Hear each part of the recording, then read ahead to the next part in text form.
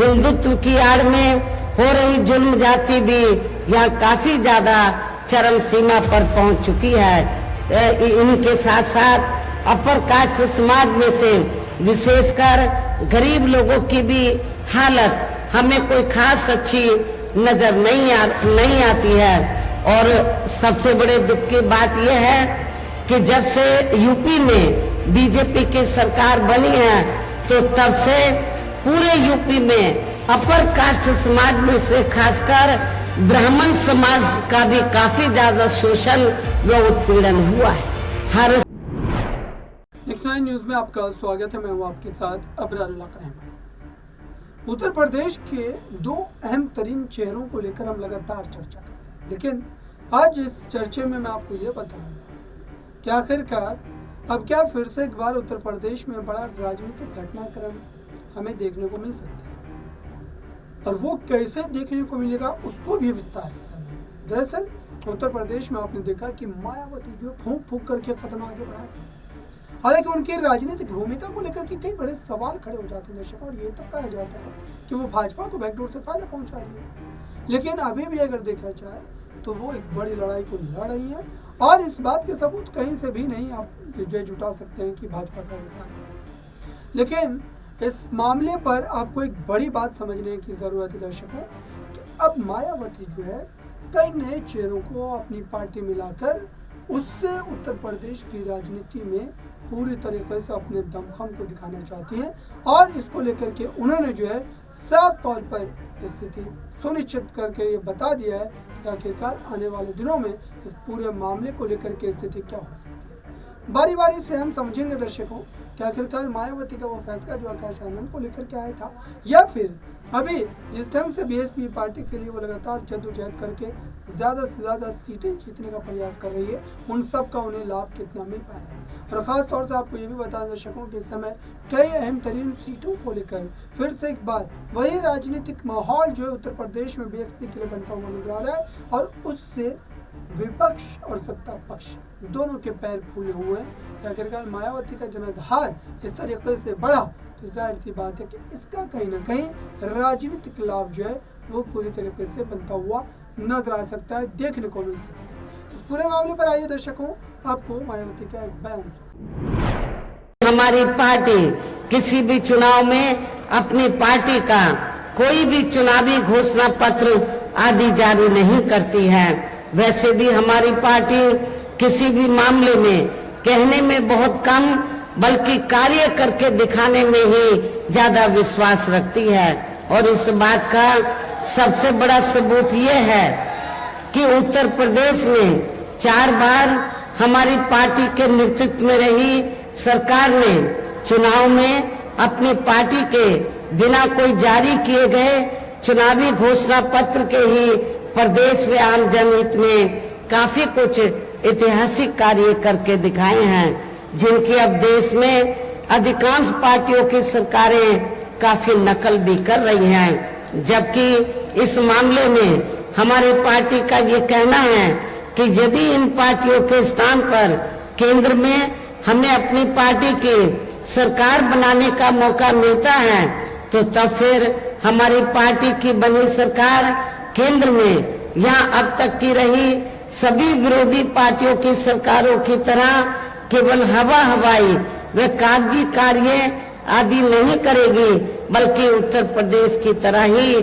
जमीनी हकीकत में ठोस कार्य करके दिखाएगी। और इस संदर्भ में खासकर मैं ये कहना चाहूंगी, केंद्र द्वारा देश में पिछले कुछ समय से अति गरीब परिवारों को अस्थायी तौर पर फ्री में जो थोड़ी सी खाद्य सामग्री या राशन आदि दी जा रही है, तो उससे इनका स्थायी तौर पर भला होने वाला नहीं है। और मुझे ये भी जानकारी मिली है कि पिछले कुछ समय से भारतीय जनता पार्टी की सरकार ने, केंद्र की सरकार ने पिछले कुछ समय से जो गरीब लोगों को स्थायी तौर पर जो फ्री में थोड़ा राशन दिया है, तो चुनाव के दौरान उसके एवज में भारतीय जनता पार्टी और आरएसएस के लोग ये कहते घूम रहे हैं गांव-गांव में कि हमने आपको फ्री में राशन दिया है, आप हमें वोट दीजिए। लेकिन मैं अपने गरीब लोगों को ये बताना चाहती हूँ, आप लोगों। तो आपने सुना दर्शकों, क्या वाकई उत्तर प्रदेश में अखिलेश यादव से अलग मायावती अपना वो जनाधार फिर से जुटा पाएंगी? क्योंकि भारतीय जनता पार्टी ने तो अब हर उस वोट बैंक में सेंधमारी कर दी है जो विपक्ष के पास है, चाहे वो यादव वोट बैंक हो, चाहे वो दलित वोट बैंक हो, यानी कि लगभग सारे के सारे वोट बैंक पर उन्होंने अपना कब्जा जमाने का पूरी तरीके से मन बना लिया है। उसको लेकर के पूरी तरीके से उन्होंने जो यहाँ पर आप कह सकते हैं कि एक के बाद एक कई बड़े खुलासे कर दिए हैं, जिसके आधार पर ये बातें कही जा रही है कि उत्तर प्रदेश की राजनीति में फिर से एक बार अगर बीएसपी को अपने जनाधार को पाना है तो जाहिर सी बात है उन्हें चंद्रशेखर जैसे चेहरों को आगे करना पड़ेगा, उनकी भूमिकाओं को बढ़ाना पड़ेगा। और क्या ये होता हुआ नजर आएगा? चूँकि ये कयास के आधार पर ही हम बात कर रहे हैं, उसी के बिना पर ये सारा का सारा आप कह सकते हैं कि चर्चा हम कर रहे हैं। क्या चंद्रशेखर आजाद अपनी पार्टी का विलय करेंगे और क्या ये बड़ा कदम वो उठाएंगे? और अगर उठाते हैं तो उनको सियासी फायदा कितना मिलेगा, लाभ कितना मिल पाएगा दर्शकों? ये एक बड़ा सवाल है, बड़ा प्रश्न है। और इसको लेकर के यही बात कही जा रही है कि उत्तर प्रदेश की राजनीति में एक के बाद एक बड़ा सियासी ड्रामा जो आप देख रहे हैं वो दरअसल सीधे तौर पर भारतीय जनता पार्टी को बड़े नुकसान में डाल सकता है। दलित वोट बैंक को अगर एकजुट करना है, उनको एक साथ लाना है, तो इसको लेकर के मायावती और चंद्रशेखर आजाद को एक साथ आना ही पड़ेगा और जल्द से जल्द इस पूरे मामले को लेकर के कदम भी उठाने की जरूरत है। फिलहाल अगर देखा जाए दर्शकों तो इस पूरे मामले को लेकर के स्थिति सामान्य नजर तो नहीं आती, लेकिन उसके बावजूद भी जो सियासी दावे हो रहे हैं या फिर जिस ढंग से इस पूरे मामले को लेकर के स्थिति हमें देखने को मिल रही है दर्शकों, उस पर कहीं ना कहीं अभी कई सवाल उठ रहे हैं, अभी कई तरीके के प्रश्न उठाए जा रहे हैं और ये कहा जा रहा है कि उत्तर प्रदेश में बड़ा राजनीतिक घटनाक्रम हमें देखने को मिल सकता है।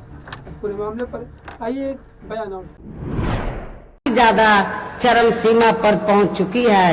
इनके साथ साथ अपर कास्ट समाज में से विशेषकर गरीब लोगों की भी हालत हमें कोई खास अच्छी नजर नहीं आती है। और सबसे बड़े दुख की बात यह है कि जब से यूपी में बीजेपी की सरकार बनी है तो तब से पूरे यूपी में अपर कास्ट समाज में से खासकर ब्राह्मण समाज का भी काफी ज्यादा शोषण व उत्पीड़न हुआ है। हर स्तर पर ब्राह्मण समाज का भी काफी ज्यादा शोषण व उत्पीड़न हुआ है। ये बात भी किसी से छिपी नहीं है। इनके गलत कृषि नीतियों के कारण किसान वर्ग भी आए दिन आंदोलित ही रहता है। साथ ही इनके गलत आर्थिक नीतियों की वजह से देश की अर्थव्यवस्था पर भी इसका काफी बुरा प्रभाव पड़ा है, जिससे यहाँ विशेषकर छोटे एवं मध्यम वर्गीय व्यापारी वर्ग भी काफी ज्यादा दुखी व परेशान है। और अब केंद्र में पूर्व की रही सरकारों की तरह ही वर्तमान भाजपा सरकार में भी यहाँ पूरे देश में गरीबी, बेरोजगारी एवं महंगाई आदि भी लगातार काफी ज्यादा बढ़ रही है। देश में हर स्तर पर फैला भ्रष्टाचार भी अभी तक खत्म नहीं हुआ है। साथ ही अपने देश की सीमाएं भी अभी तक पूरे तौर से सुरक्षित नहीं है। ये भी बड़े चिंता की बात है।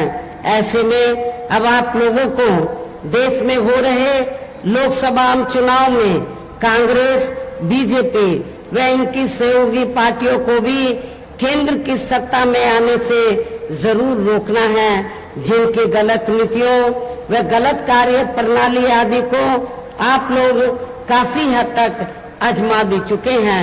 ऐसी स्थिति में अब ये विरोधी पार्टियां इस चुनाव में भी किस्म किस्म के साम, दाम, दंड भेद आदि अनेकों हथकंडे इस्तेमाल करके केंद्र की सत्ता में आने की पूरी कोशिश में लगे हैं, जिनसे अपनी पार्टी के लोगों को हर स्तर पर काफी ज्यादा सावधान रहना है। और इस मामले में विरोधी पार्टियां अपने अपने पक्ष में हवा बनाने के लिए खासकर मीडिया, ओपिनियन पोल व सर्वे आदि का जो बड़े पैमाने पर इस्तेमाल कर रही हैं, तो उससे भी अपनी पार्टी के लोगों को बिल्कुल भी गुमराह नहीं होना है।